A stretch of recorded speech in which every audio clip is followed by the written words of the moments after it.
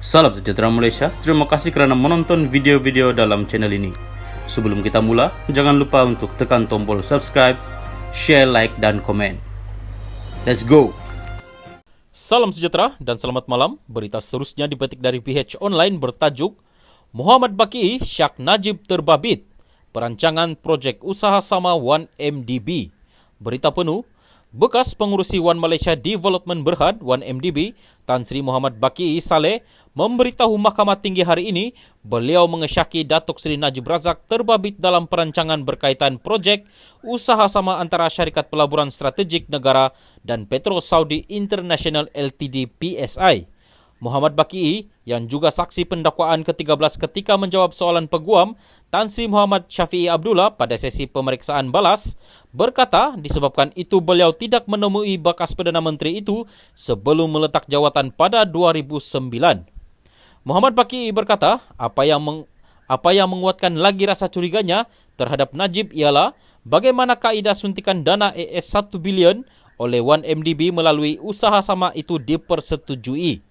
Muhammad Baki berkata, rasa curiga itu timbul kerana projek usaha sama berkenaan dilakukan dengan tergesa-gesa yang turut menimbulkan rasa tidak selesa dalam kalangan ahli lembaga pengarah BOD yang lain ketika mesyuarat BOD pada 18 September 2019 apabila mereka mengetahui kaedah pelaburan itu dilaksanakan. Dalam mesyuarat BOD pada 26 September, BOD mengambil keputusan untuk meluluskan projek itu tertakluk kepada beberapa syarat. Sekali lagi BOD mengingatkan pengurusan untuk mematuhi beberapa syarat. Tetapi pada masa sama, perjanjian usaha sama itu ditandatangani dengan dana bagi projek berkenaan dibahagikan menyebabkan kami berasa terkejut, katanya pada perbicaraan terhadap Najib dalam kes pindaan laporan akhir pengauditan 1MDB.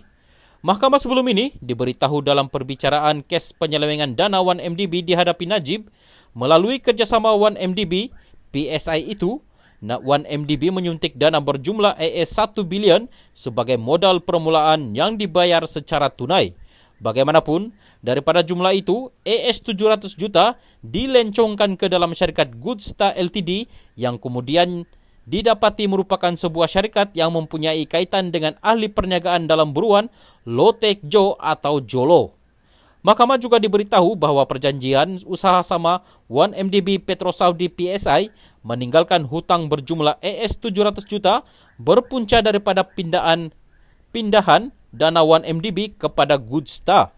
Muhammad Syafiee kemudian mempersoalkan mengapa saksi menyalahkan Najib sedangkan pihak pengurusan yang tidak mengikut arahan BOD dan beliau, Muhammad Baki, juga tidak memberikan taklimat kepada Najib berhubung ketidakpatuhan itu. Muhammad Baki berkata beliau boleh merumuskan bahawa jika tidak kerana panggilan telefon yang dibuat Najib melalui telefon Jolo, BOD tidak akan mempercepatkan projek usaha sama itu yang boleh dibuat mengikut proses normal. Pada peringkat itu, Muhammad Syafiee menyatakan bahawa saksi tidak menjawab soalan dan asyik mengulangi perkara sama setiap kali ditanyakan mengapa beliau mengesyaki Najib. Saya bersama kamu dan mahu hentam pengurusan. Kenapa kamu hendak hentam Perdana Menteri sedangkan BOD diperdayakan? Saya tidak mempersoalkan integriti kamu. Saya cuma hendak memahami apa yang berlaku sehingga menyebabkan anak guam saya berada di sini, didakwa. Tetapi pengurusan di bawah kamu, kenapa kamu hendak menyalahkan Perdana Menteri, katanya. Muhammad Baki bagaimanapun berkata, peguam itu perlu melihat kepada keseluruhan proses dan tidak wajar bertanyakan soalan secara spesifik. Pada perbicaraan sebelum ini, Muhammad Baki dalam keterangannya berkata, BOD 1MDB diminta oleh Najib untuk tidak menghabiskan masa dengan meneliti transaksi lepas syarikat. Sebaliknya menumpukan kepada cadangan usaha sama dengan PSI. Muhammad Baki berkata, perkara itu disampaikan Najib melalui panggilan telefon selepas beliau Najib selesai bercakap dengan Jolo ketika mesyuarat lembaga pengarah 1MDB pada September 2009. Saksi itu merujuk kepada mesyuarat BOD yang dihadirinya yang turut disertai Jolo yang mana ahli perniagaan itu mendakwa menerima panggilan telefon daripada Najib. Najib 68 didakwa menggunakan kedudukan beliau ketika itu untuk mengarahkan pindaan dilakukan terhadap laporan akhir pengauditan 1MDB sebelum dibentangkan kepada jawatan kuasa kira-kira wang negara PSC bagi mengelak sebarang tindakan diambil terhadapnya. Arul Kanda, 44, pula didakwa bersubahat dengan Najib dalam membuat pindaan bagi melindungi ahli parlimen pekan itu daripada tindakan tata tertib sivil atau jenayah berkaitan 1MDB.